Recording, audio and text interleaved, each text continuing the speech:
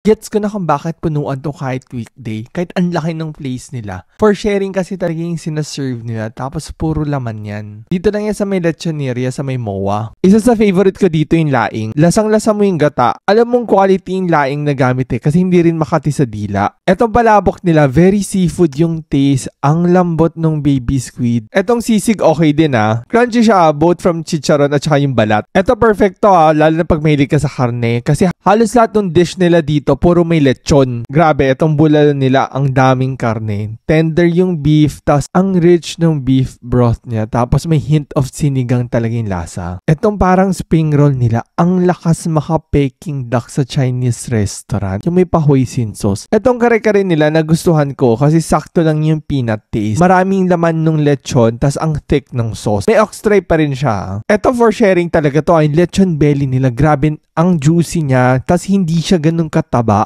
Ang thick nung cut, ang crispy nung balat. Ang okay sa lechon nila, in-house yung timpla niyan, sila rin nagluluto. 1 kilo halos yun mga 30 pieces. Itong nachos nila, unique na appetizer. Ang laki nung cut ng lechon, tapos may pagkabusog ka na. Actually, pwede nga ito ulam For dessert, ito yung pinaka-suggest ko. Fan kasi ako ng leche flan at saka mangge, kaya for me, perfect combination ton dalawa. Ang ganda nung ambience, ang lakas maka-Pinoy modern.